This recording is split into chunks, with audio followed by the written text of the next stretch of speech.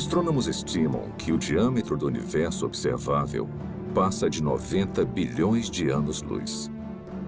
Isso é mais do que 800 bilhões de trilhões de quilômetros de uma ponta do cosmos à outra.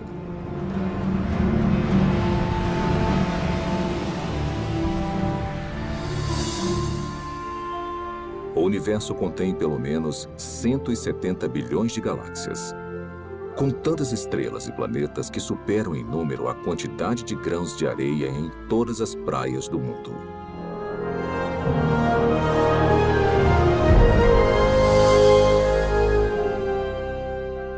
Dentro deste oceano cósmico, uma esfera de água e rochas é lar para mais de 8 milhões de espécies de organismos vivos. Esta realidade inspirou inúmeras especulações, incontáveis teorias e uma pergunta muito intrigante.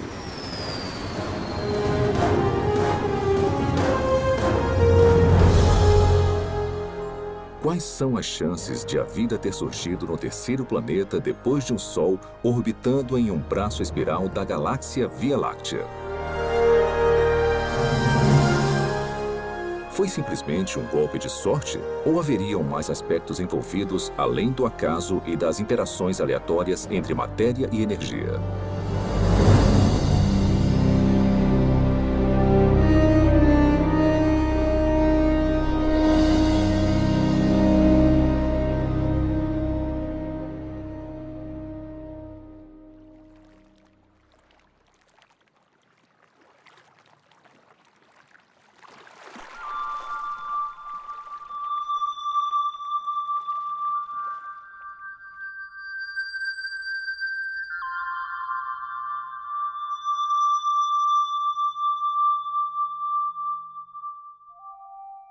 Sendo os habitantes humanos da Terra, é fácil subestimarmos a vida. Na verdade, somos mimados por uma abundância.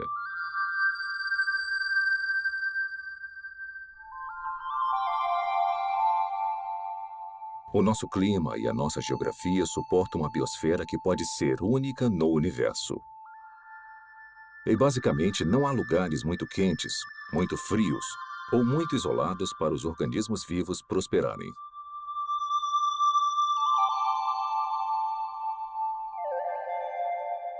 Dentre essa diversidade espetacular, talvez o maior desafio já encarado pela ciência ecoe de todo inseto, sequoia e baleia. Como a primeira vida passou a existir em um momento em que não havia vida de nenhum tipo? Como surgiu a vida na Terra? Por onde começar? Tem dezenas de teorias. E dá para perceber que tem uma grande diversidade de pontos de vistas, e muitos são mutuamente contraditórios. Para começar a tentar decifrar o mistério, você precisa fazer suposições sobre o que deve ter acontecido num passado distante.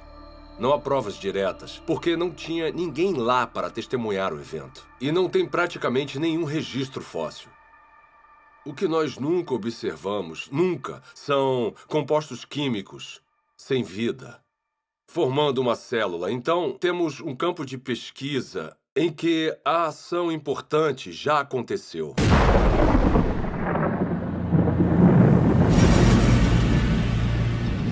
A história primordial da Terra é, de fato, uma narrativa incompleta.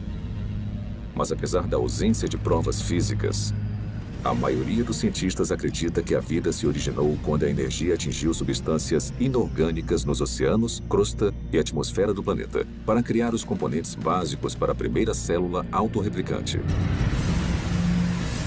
Ao pensar na origem da vida, as regras, e não digo da própria ciência, mas da filosofia subjacente, as regras dizem que para resolver o problema, você pode usar matéria, energia, lei natural, irregularidades naturais e processos do acaso.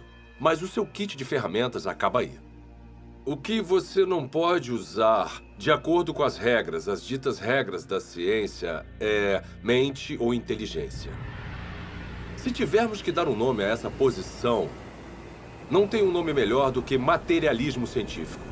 Uma filosofia que diz que a única explicação aceitável deve ser dada com base na matéria e na energia.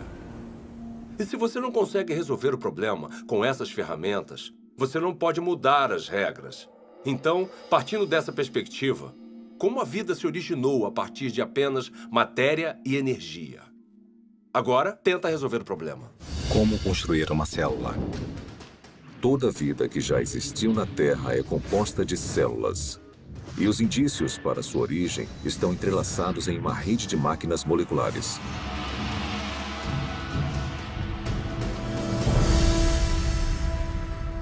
Dentro de uma célula eucarótica moderna, mecanismos biológicos complexos fazem o seu trabalho enquanto estão suspensos em líquido. Não há vida nessas máquinas, mas juntas elas permitem crescimento, movimento, metabolismo e reprodução. As funções vitais da vida.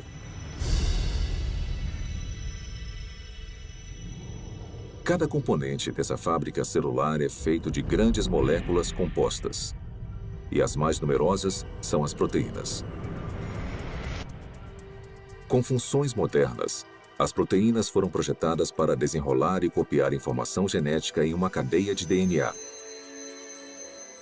Desencadear reações químicas com formatos encaixáveis. Controlar a passagem de eletrólitos e nutrientes pela membrana celular. Tipo de proteína, cinesina. E carregar recipientes cheios de carga por andaimes, também feitos de proteína, que se montam sozinhos e vão até os lugares necessários da célula. Ampliado 500 mil vezes, um glóbulo vermelho contém 280 milhões de proteínas hemoglobinas, cada uma com a função de carregar oxigênio. Isolando uma delas, descobrimos que cada proteína é feita de centenas de moléculas menores chamadas aminoácidos.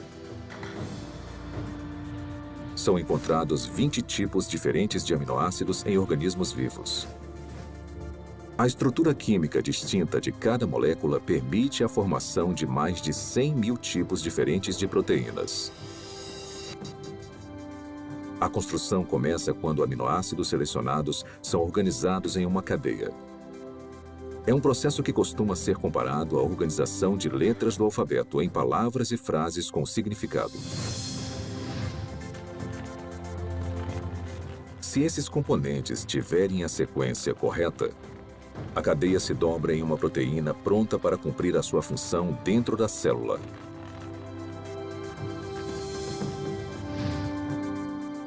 Mas se os aminoácidos forem arranjados na ordem errada, a cadeia não vai se dobrar e eventualmente será destruída. A célula viva mais simples contém pelo menos 300 tipos diferentes de proteínas e o mecanismo biológico necessário para crescer, se reproduzir, converter energia, guardar e processar informação genética e proteger os seus conteúdos do mundo externo. Componentes e funções similares também seriam necessários na primeira célula viva. Agora vamos aplicar essa química básica a uma teoria familiar para a origem da vida. Os cientistas especulam há muito tempo sobre oceanos primordiais cheios de aminoácidos que flutuavam como carrinhos de bate-bate. Talvez algumas dessas colisões aleatórias tenham produzido uma cadeia longa o suficiente para se dobrar em uma proteína. Depois, mais aminoácidos se juntaram a mais cadeias que se dobraram em ainda mais proteínas. Simultaneamente, outras moléculas complexas, incluindo ácidos nucleicos, gorduras e açúcares, também se juntaram para formar componentes essenciais.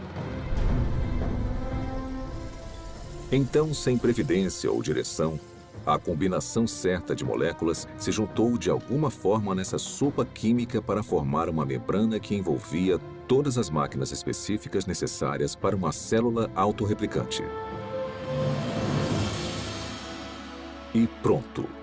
Vida a partir de uma matéria não viva. Tudo parece tão plausível.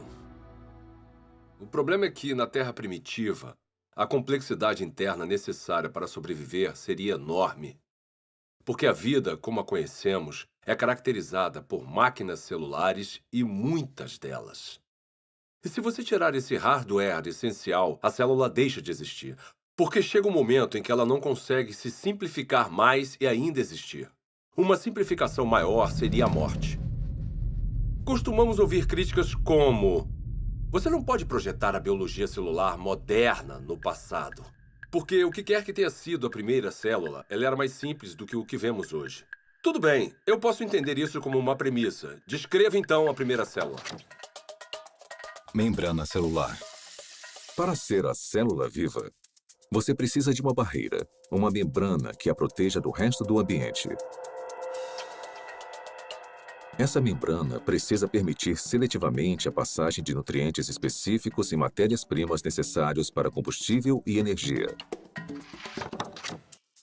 Você também vai guardar grandes quantidades de informação genética em cadeias de espiral de DNA. Essas instruções detalhadas para a vida são copiadas com uma precisão notável. Então, em fábricas chamadas ribossomos, essa informação é convertida em cadeias de aminoácidos e proteínas. Replicação celular. Por fim, você vai estar equipado com tudo que precisa para reproduzir as gerações futuras de células.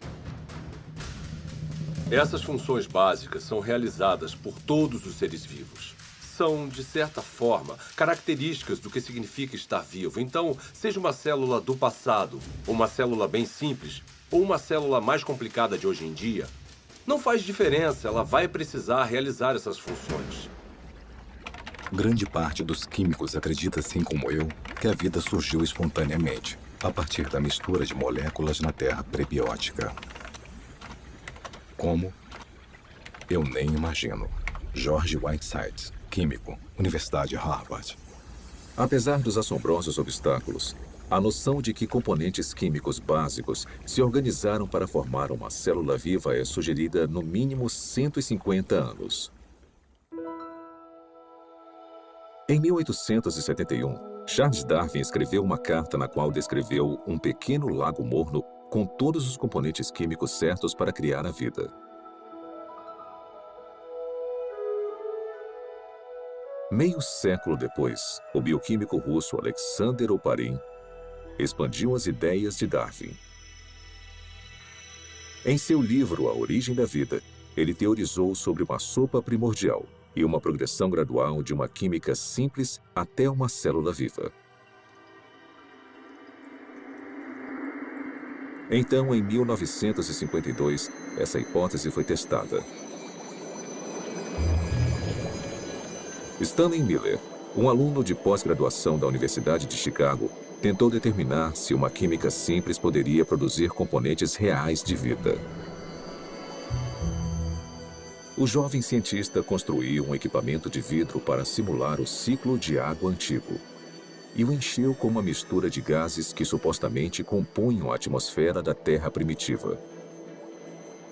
Miller aqueceu os componentes e atingiu os gases com descargas elétricas. Faíscas elétricas para desencadear uma reação. Poucos dias depois, um lodo parecido com piche se formou no vidro. Nele, Miller identificou 4 dos 20 aminoácidos encontrados em proteínas. Pela primeira vez, sob condições supostamente naturais, moléculas cruciais para a vida foram geradas a partir de matéria e energia. Houve muito alvoroço quando o experimento de Miller foi publicado pela primeira vez, porque parecia ser fácil conseguir os componentes dos seres vivos. E se era fácil conseguir os componentes, talvez não fosse tão difícil transformar esses componentes químicos nas primeiras células vivas. Apesar de sua premissa ser inovadora, o experimento de Stanley Miller logo foi considerado muito falho, pois ele não havia usado os gases corretos, negligenciando o nitrogênio, o dióxido de carbono e o oxigênio, que teriam destruído as moléculas necessárias para a vida na Terra primitiva. Mas apesar dos erros, o trabalho de Miller inspirou outras tentativas de recriar as condições pré-bióticas. Hoje, após décadas de investigações, a esperança de se encontrar uma solução de forma simples e clara já não existe mais. Mesmo assim, as pesquisas sobre a origem da vida continuam por todo o mundo. Sua hipótese essencial de que as células vivas surgiram através da química natural agora é conhecida como evolução química. A evolução química vem com muita bagagem. E se você for levá-la a sério como uma explicação para a origem da vida, com certeza você também precisa levar a sério certas propriedades fundamentais da biologia.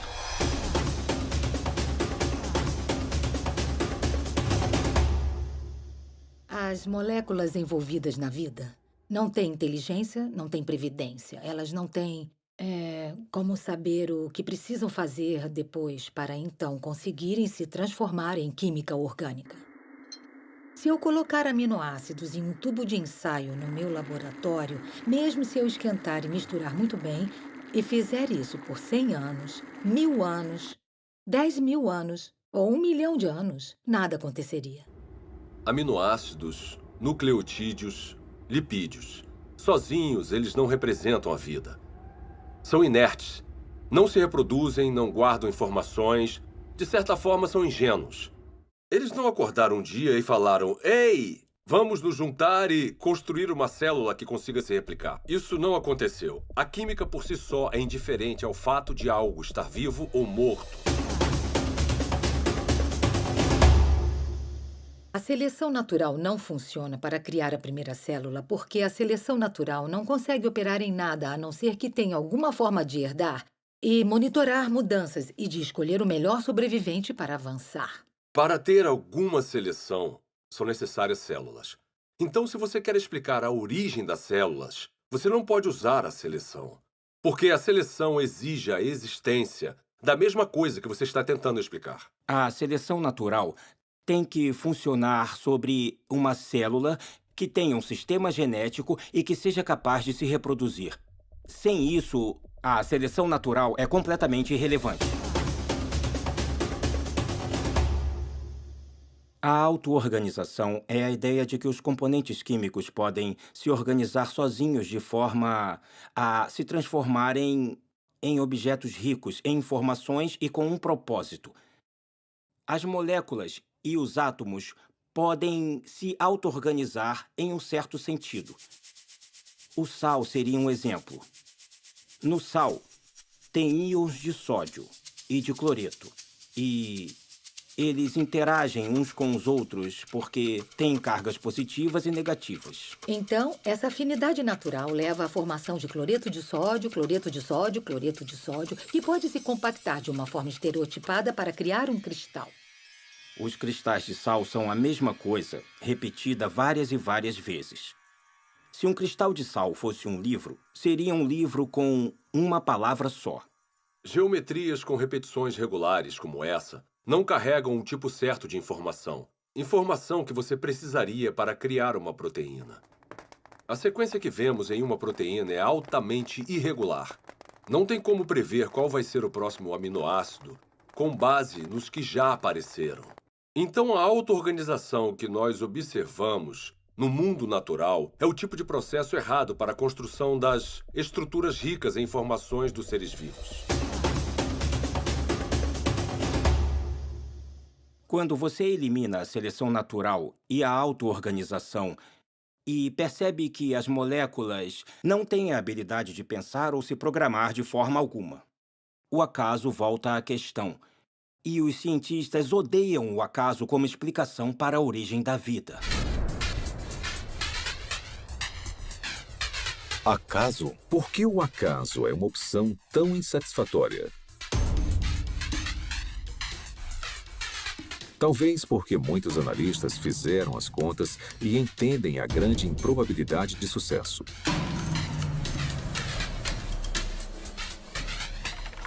O acaso é definido como o elemento desconhecido e imprevisível em qualquer evento que não tenha um motivo atribuível ou orientação de uma lei natural ou de um agente inteligente. Desde o século XVII, uma ferramenta foi utilizada constantemente para prever o resultado de tais eventos. Se chama probabilidade matemática. De forma bem simplificada, é assim que a teoria funciona. Quando você atira uma moeda e escolhe cara, a probabilidade de você acertar é de 50%, ou uma probabilidade de 1 sobre 2. Se atirar 2 moedas, a probabilidade de tirar cara 2 vezes simultâneas é de 1 sobre 4. 3 moedas e 3 caras em uma única tentativa? 1 sobre 8. Sempre que adicionamos mais uma moeda, a probabilidade de sucesso, nesse caso, tirar só cara na mesma jogada, é reduzida exponencialmente por um múltiplo de 2. Então, se 10 moedas forem atiradas, a probabilidade de tirar cara 10 vezes é de 1 sobre 2 elevado à 10ª potência ou menos de uma chance a cada 1000.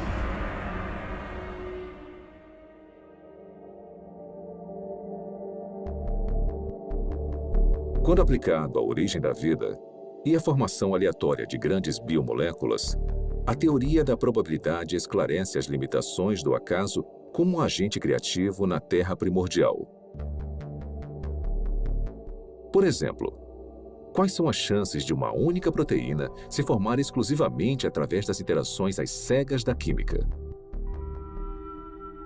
O nosso alvo é uma molécula menor do que a média, composta de 150 aminoácidos alinhados para garantir uma cadeia dobrada. Os pesquisadores calcularam que, na Terra antiga, a probabilidade de sucesso era de 1 sobre 10 elevado à 164ª potência.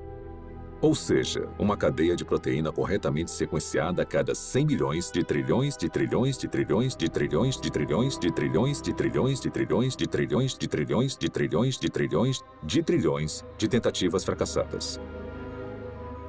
Mas apesar dessa grande improbabilidade, alguns teóricos argumentam que, com tempo suficiente, qualquer coisa é possível.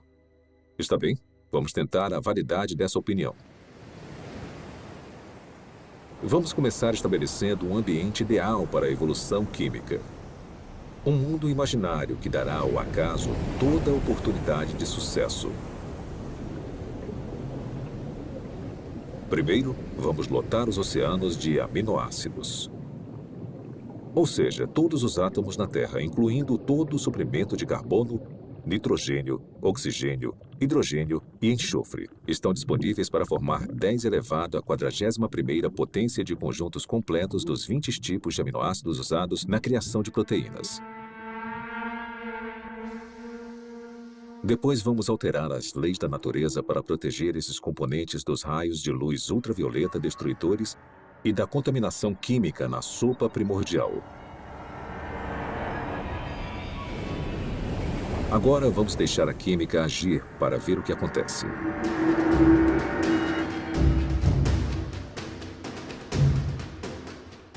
Os aminoácidos começam a se juntar furiosamente. No nosso experimento, uma cadeia inteira com 150 unidades se forma sozinha em apenas 1 segundo. Como os 20 tipos de aminoácidos estão disponíveis, na maioria dos lugares, há uma probabilidade de 5% ou de 1 sobre 20 da molécula correta se alinhar na cadeia. Se a sequência estiver incorreta, a cadeia é destruída imediatamente e se inicia um novo agrupamento. Por todo o planeta, 6 milhões de bilhões de trilhões de tentativas vão acontecer a cada minuto.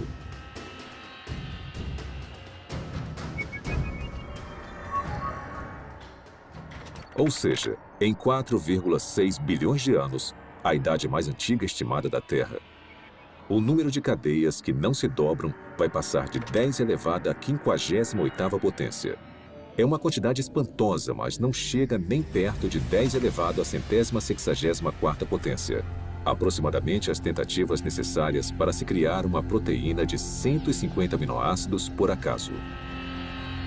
Então, se a química não direcionada não consegue criar a nossa cobiçada molécula durante toda a história da Terra, quanto tempo teria sido necessário? Para descobrir, vamos fazer um passeio. Vamos começar construindo uma ponte que percorra o diâmetro do universo observável. uma distância de mais de 90 bilhões de anos-luz. Depois, vamos colocar uma ameba em uma extremidade da ponte. Esse organismo unicelular vai viajar a velocidade espontaneamente de 30 centímetros por ano. Começar. Enquanto esperamos uma proteína se formar por acaso, a ameba se arrasta por mais de 5 bilhões de anos para cruzar todo o universo e depois voltar. Mas esta corrida está só começando. A ameba sai de novo. Consegue chegar à outra extremidade do cosmos e depois volta para casa. Mesmo assim, nenhuma proteína funcional está à vista. Para a próxima viagem, vamos incluir uma carga, um único átomo.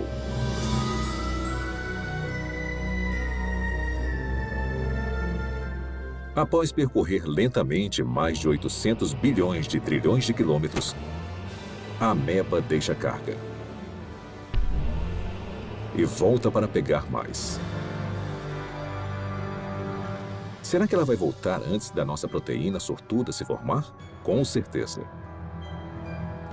Na verdade, ela vai fazer mais 10 viagens completas. Depois 20, 100, 1000. E ainda não há nenhum sinal de uma molécula utilizável. A ameba continua fazendo viagens completas até carregar todo o átomo da Terra. Depois, todos os átomos do nosso sistema solar. Depois, todo o planeta e estrela da Via Láctea. Um átomo por vez. Na verdade, enquanto esperamos uma proteína se formar sozinha, a ameba tem tanto tempo que, se movendo a apenas 30 centímetros por ano e carregando um átomo por viagem, ela vai transportar todo o universo, mais de 56 milhões de vezes. É esse o tempo que demoraria para o acaso criar uma proteína funcional. Suponhamos que, contra todas as probabilidades, a evolução química tenha produzido uma única proteína funcional. Haveria vida? Não. Haveria uma proteína. Um arranjo sem vida de aminoácidos. A célula viva mais simples que conhecemos tem mais de 300 proteínas diferentes. Mas as proteínas são só uma parte da história quando pensamos em uma célula de verdade. Lembre-se, são necessários carboidratos, açúcares complexos, ácidos nucleicos, DNA e RNA, lipídios e uma grande variedade de compostos químicos diferentes que vão constituir conjuntamente a vida. Todos esses componentes precisam ser reunidos no mesmo microambiente, no mesmo momento. Cada componente químico precisa, então, ser reunido e organizado na rede de máquinas moleculares que vão controlar todas as facetas da vida. Se nós conseguirmos entender toda a dificuldade de produzir uma máquina molecular usando nada além de átomos e energia, vemos que há um grande problema, porque quando temos uma máquina molecular, não temos um ser vivo. Essas máquinas moleculares precisam de outras máquinas moleculares. E mesmo se a natureza fosse capaz de produzir todas as máquinas moleculares necessárias, não seria o suficiente. Todas elas precisariam estar juntas em um espaço pequeno envolvido por uma membrana que chamamos de célula. Pelo meu conhecimento do que é necessário para se criar uma célula, tudo tem que acontecer na mesma hora. Não pode acontecer uma parte por vez, porque tudo trabalha junto em um loop causal. O mais alto nível de organização transcende as partes. A organização espacial na célula exige que as moléculas estejam no lugar certo na hora certa. O DNA é copiado para o RNA. A polimerase que faz a cópia precisa encontrar o lugar certo no DNA para começar a copiar. O RNA precisa se ligar de alguma forma aos ribossomos, que precisam estar em um lugar específico, e então as proteínas criadas precisam ir a um outro lugar específico. Isto é muita coisa para ser explicada pelo acaso. A probabilidade de eles estarem no mesmo espaço ao mesmo tempo se torna mais do que inimaginável. E a probabilidade deles estarem cercados por uma membrana, assim como uma célula, é basicamente impossível. Tirando o acaso da questão, a busca por uma explicação materialista viável seguiu em várias direções. As teorias incluem superfícies de argila com rachaduras, para onde as moléculas orgânicas poderiam ser atraídas e alinhadas em cadeias de ácidos nucleicos e aminoácidos. Fontes hidrotermais no fundo do mar, que expeliam componentes químicos de caldeirões subaquáticos aquecidos a centenas de graus. E oceanos primordiais cheios de RNA. Uma molécula versátil capaz de armazenar e replicar informação genética, teoricamente sem a ajuda do DNA ou de proteínas. Propostas como essas causaram um interesse considerável. Mesmo assim, todas encaram o mesmo obstáculo que derrubou o acaso: a transformação de componentes sem vida nas biomoléculas complexas da vida. Esse problema fica evidente na hipótese do mundo de RNA.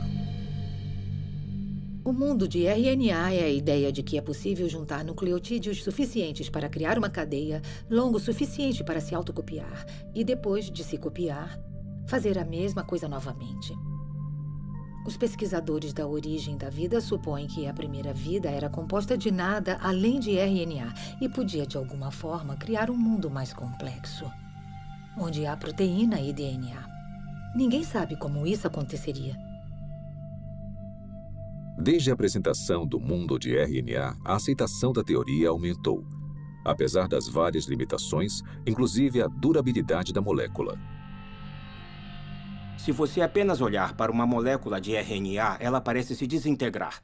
Trabalhar com RNA é extremamente difícil, porque ele é muito delicado. Ele foi criado para ser um depósito temporário de informação. E, em consequência da sua delicadeza, é muito improvável que ele seja útil como algum tipo de ponto de partida para a existência da vida. Então, o RNA não pode preceder a primeira célula porque precisa estar dentro de um ambiente celular para ficar estável, para ser copiado e para ser útil. Hoje em dia, moléculas de RNA são criadas em condições de laboratório. Para muitos bioquímicos, essas cadeias sintéticas de ácidos nucleicos são pelo menos uma confirmação parcial de que a evolução química criou a vida na Terra primordial. Para criar RNA no laboratório, você precisa limpar as superfícies, limpar as pipetas, usar luvas especiais e deixá-lo coberto. E depois torcer para não haver contaminação, porque se houver, o RNA já era. Depois, você precisa resolver o problema do sequenciamento. Então, você precisa de cientistas trabalhando duro para sequenciar o RNA, tentar combinações diferentes e encontrar uma que possa se copiar. Depois, você precisa ter uma cadeia complicada de RNA, que consiga funcionar como a herança e como a enzima no sistema. E as maiores mentes do mundo estão trabalhando nisso, mas ainda não conseguiram resolver o problema. Refletindo sobre a origem da vida e as implicações do RNA sintético, o químico Robert Shapiro observou: a falha nesse tipo de pesquisa não é a química. A falha é a lógica de que o controle experimental de um laboratório moderno estaria disponível na Terra primordial. Na verdade, as chances contra o RNA se formar sozinho são astronômicas.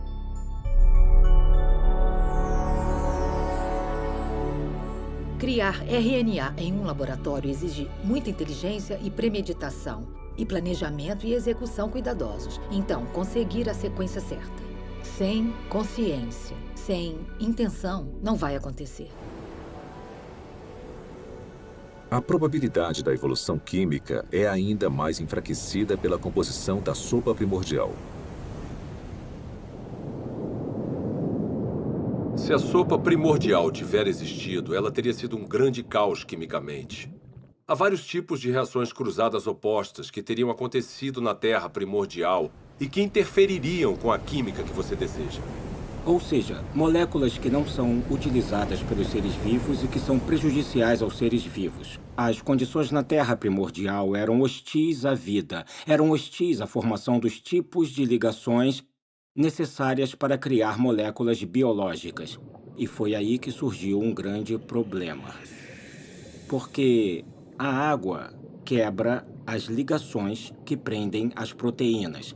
A água quebra as ligações que prendem os ácidos nucleicos, como o DNA. A água quebra as ligações que prendem polissacarídeos, como amido e celulose. Então, a origem da vida não pode ter acontecido na água.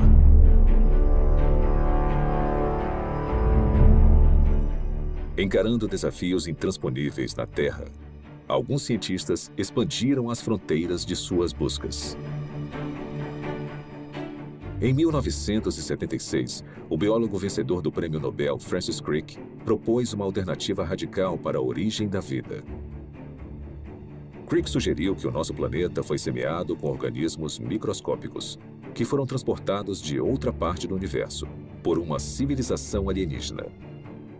Essa teoria é chamada de panspermia. 5 anos depois, o físico Fred Hoyle ofereceu uma versão modificada de panspermia, quando teorizou que as cadeias de DNA haviam sido criadas por uma inteligência de uma galáxia distante e se espalharam como sementes de dente de leão em um dia de ventania. Parte desse material genético chegou na Terra. Outra versão da teoria, popularizada pela Rocha de Marte, um meteorito descoberto na Antártida, afirma que micróbios evoluíram em outro lugar da galáxia e vieram até a Terra, em cometas e asteroides. De alguma forma, podemos falar que a panspermia é um abandono da ciência, porque ela coloca o problema além da examinação. Se a ciência nos diz que a vida provavelmente não começou a existir por conta própria aqui na Terra, então deve ter vindo de outro lugar. Mesmo que pareça um filme de terror ruim dos anos 1950, veio do espaço sideral. Se eu não consigo explicar a vida no planeta Terra, porque, digamos, a atmosfera necessária é geologicamente implausível ou porque eu não consigo a quantidade suficiente de moléculas biologicamente relevantes, esses problemas vão existir em qualquer outro planeta onde postularmos que a vida se originou. Não podemos apagar esses problemas mudando de lugar para outra parte da galáxia. Resumindo, a panspermia não resolve o problema da origem da vida, só o joga para outro local. As falhas da panspermia levaram alguns pesquisadores a uma teoria que vai além da astronomia convencional: o multiverso. De acordo com essa hipótese, o nosso universo não é único. Em vez disso, bilhões ou trilhões de universos foram gerados por um processo natural desconhecido. E conforme as oportunidades aumentaram exponencialmente, as chances impossíveis se tornaram prováveis. Até que, inevitavelmente, com o tempo, a combinação certa de matérias-primas, ambiente, leis da natureza e uma grande dose de sorte produziram as moléculas e máquinas biológicas necessárias para a primeira célula viva. Em outras palavras, em um vasto e teórico oceano de universos, alguém tinha que ganhar a loteria cósmica, e fomos nós. Quando eu leio algum livro sobre a origem da vida que considera alguma proposta para a formação, como digamos, de RNA ou proteínas, E até o autor admite que é quimicamente implausível. Eu me pergunto como ele se meteu nesse pepino. Propor um caminho implausível para uma coisa que, para o mundo todo, parece ser planejada. Será que o materialismo científico é provavelmente falso? Ele se meteu nisso porque uma filosofia disse a ele. É a única resposta aceitável. E nesse impasse, eu quero falar ao autor: olha, você sabe que é implausível, eu sei que é implausível. O motivo de ter chegado até aqui, parado na beira desse penhasco que cai na implausibilidade, é porque bem lá atrás, você decidiu que só uma explicação materialista faria sentido. Quantas explicações diferentes e fracassadas dentro da caixa materialista nós precisamos ter antes de decidir que talvez precisemos sair agora dessa caixa. Talvez precisemos de outro tipo de explicação. Quando analisamos as várias teorias científicas, teorias da física, teorias da química, teorias sobre a formação de estrelas, essas teorias são sobre o mundo lá fora. Mas quando falamos sobre a origem da vida, estamos falando de uma teoria que nos envolve. O lugar de onde viemos, nossas origens definitivas, nossas visões de mundo, nossas filosofias, nossa ciência, tudo está ligado. E isso separa a pergunta sobre a origem da vida de todas as outras perguntas na ciência. A ciência natural não está desconectada de tudo o que sabemos ou acreditamos sobre o mundo. Então, uma pergunta limitada e aparentemente técnica, como o RNA surgiu, pode acabar se ligando no tecido da realidade a uma pergunta muito diferente, como: será que Deus existe? Deus é possível? É possível que Deus seja real? Se a vida, com toda a sua riqueza, não surgiu através de um processo estritamente físico ou natural, precisamos ter indícios disso. E eu acho que a origem da vida é o ponto central em que muita coisa acaba mudando. Eu olho para a natureza como um ser humano curioso e me pergunto, na minha visão, quais são os indicadores normais de inteligência? Eu os vejo na vida? E a resposta é: sim, em abundância. O que vemos nos sistemas biológicos é maravilhoso, é lindo, é elegante e quanto mais aprendemos sobre biologia, mais óbvio é o design. Quando eu comecei a me envolver com o design inteligente, tinha gente postando coisas na internet e falando: eu me formei no MIT e fui para a Universidade de Washington e pós-doutorado em Harvard. E elas falavam coisas como: ela era inteligente. O que aconteceu? Na verdade, o materialismo coloca vendas nos olhos da ciência e nós deixamos passar o que é mais significativo no mundo. Então, esse é um ótimo momento para ser uma cientista, porque nós temos a oportunidade de ver as coisas com novos olhos. A inteligência é extremamente útil como uma forma de explicar a origem da vida que realmente faça sentido com o que observamos na natureza. A natureza parece ter sido criada. A vida pode ter sido criada. O design, a inteligência explicam as coisas como toda a informação que vemos dentro de uma célula. Não tem nada de mágico nos seres vivos. Eu sou um cientista, eu não acredito em mágica. Eu acredito em mecanismos e causas que são suficientes para atingir o fenômeno que eu observo. A inteligência é suficiente. A inteligência é necessária. Portanto, a inteligência é a conclusão na qual eu chego.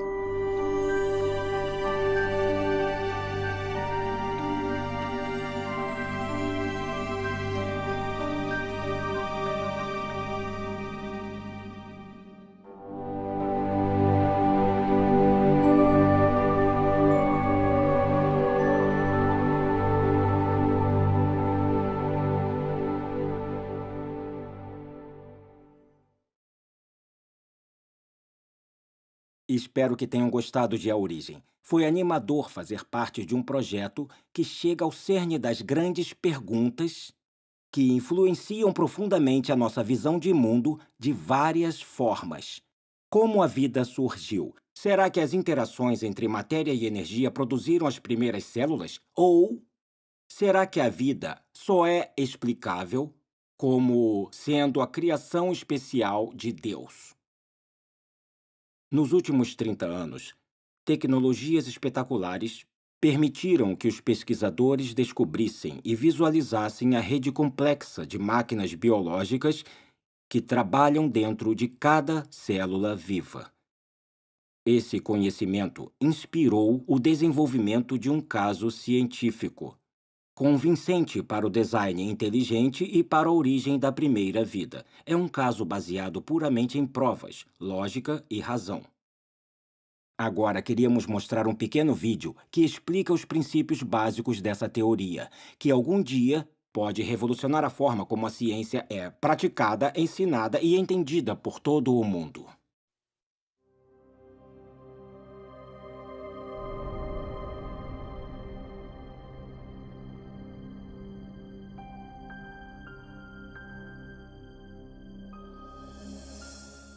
Quando eu vejo máquinas moleculares ou o processo incrivelmente complexo pelo qual as células se dividem, eu quero perguntar, é possível que essas coisas tivessem uma inteligência por trás, que tivesse um plano ou propósito para essa estrutura? A ciência precisa ser uma busca pela verdade sobre o mundo. Não devíamos prejulgar o que pode ser verdade. Não devíamos dizer, eu não gosto dessa explicação, então vou deixar de lado. Em vez disso, quando encontramos um mistério na natureza, precisamos pensar em toda a causa possível que possa explicar esse mistério. Um dos problemas que eu tenho com a teoria evolucionista é que ela descarta forçadamente um tipo de causa antes mesmo que as evidências mostrem alguma coisa. E a causa descartada é a inteligência. Desde o final do século XIX, desde a época de Darwin, na verdade parcialmente devido ao que Darwin escreveu em A Origem das Espécies, os cientistas passaram a aceitar uma convenção, uma definição de ciência que excluía a possibilidade do design como uma explicação científica. E essa convenção tem um nome, se chama naturalismo metodológico. Isso significa que para ser científico, você precisa se limitar às explicações que envolvem apenas causas naturais. Você não pode definir a inteligência como uma causa. Mesmo assim, curiosamente, nós sempre tiramos conclusões relacionadas à inteligência. É parte do nosso raciocínio comum reconhecer os efeitos da inteligência. Considerem, por exemplo, essas mensagens hieroglíficas entalhadas nas ruínas de monumentos egípcios. Ninguém atribuiria os formatos e arranjos desses símbolos a causas naturais, como tempestades de areia ou erosão. Em vez disso, as reconhecemos como o trabalho de escribas antigos, agentes humanos com inteligência. O mesmo raciocínio nos leva a concluir que as misteriosas estátuas de pedra na costa da Ilha de Páscoa não foram formadas pelas ações do vento e da água por grandes períodos de tempo. Também não supomos que as plantas podem ter esses formatos familiares sem algum tipo de interferência inteligente. É claro que fazemos essas inferências o tempo todo. E nós sabemos que estão certas, mas a pergunta é com que fundamento fazemos essas inferências? Quais são as características que nos permitem reconhecer a inteligência? Recentemente, em um livro sobre a inferência do design, o matemático William Dembski fez um grande avanço na compreensão do raciocínio do design. Dembski identificou as características específicas dos artefatos que nos fazem reconhecer uma atividade inteligente prévia. Eu cheguei a essa conclusão analisando a forma como nós pensamos sobre o design. Quais são os passos lógicos que nós percorremos para chegar à conclusão de design. Então, o que eu tento fazer é estabelecer critérios confiáveis, empíricos e cientificamente rigorosos para decidir se alguma coisa foi de fato projetada. Eu analisei a lógica por trás e o que eu descobri foi que são necessários improbabilidades, especificação e o tipo certo de padrão, padrões objetivos. De acordo com Dembski, seres humanos detectam corretamente a atividade da inteligência quando observam um objeto ou evento altamente improvável, que também tem um padrão reconhecível. Um padrão desses é encontrado em Black Hills, na Dakota do Sul. Se você viajar ao oeste, vai ver vários formatos diferentes nas montanhas. A maioria não significa nada, são apenas rochas espalhadas em vários padrões. Mas o que você não vê são os rostos de Lincoln, Jefferson, Ted Roosevelt e George Washington nas montanhas. O único lugar onde você vê isso é na Dakota do Sul. E isso está lá porque um escultor excêntrico decidiu que queria honrar esses presidentes e passar grande parte da vida esculpindo os rostos deles em uma montanha. Esse padrão é improvável. Uma encosta aleatória também é improvável, mas uma encosta aleatória não especifica nada.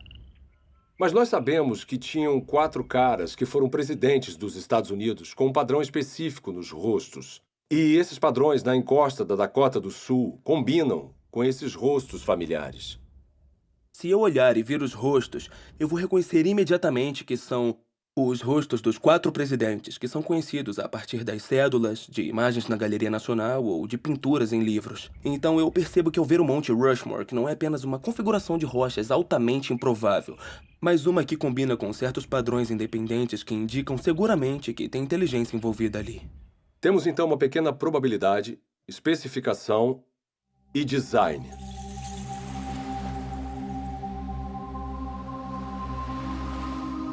Em uma praia, outro padrão improvável gravado na areia ilustra como nós detectamos o design. Ninguém inferiria que essa mensagem foi escrita pelo movimento das ondas. Em vez disso, devido às características desse padrão, nós identificamos as palavras como produtos da inteligência. Esse arranjo improvável também está de acordo com um certo padrão independente. Ou seja, o formato das letras que nós reconhecemos do alfabeto latino e as palavras que nós conhecemos do nosso vocabulário. Então, a improbabilidade do arranjo, mais o fato dele estar de acordo com um certo padrão independente, é o que nos faz saber que é um design. Essa ilustração sugere que os critérios de William Dembski para a identificação do design, baixa probabilidade e especificação são essencialmente equivalentes à informação.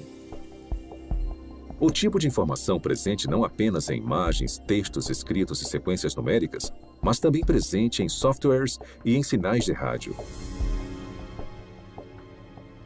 A habilidade de detectar informação em transmissões eletromagnéticas tornou possível uma busca única por inteligência. Há mais de 3 décadas, astrônomos envolvidos no SET, um projeto de busca por inteligência extraterrestre, monitoram sinais de rádio do espaço sideral na tentativa de encontrar padrões ricos em informações. Tipicamente, radiotelescópios recebem ruídos aleatórios ou sinais repetitivos simples produzidos naturalmente por estrelas, galáxias e outros objetos celestes. Mas os astrônomos reconhecem que, se identificarem o sinal contendo informações, ele confirmaria a existência da vida inteligente fora da Terra. Alguns especulam que uma civilização extraterrestre possa ter tentado se comunicar transmitindo mensagens na linguagem universal da matemática. Talvez usando um padrão reconhecível, como uma série de números primos.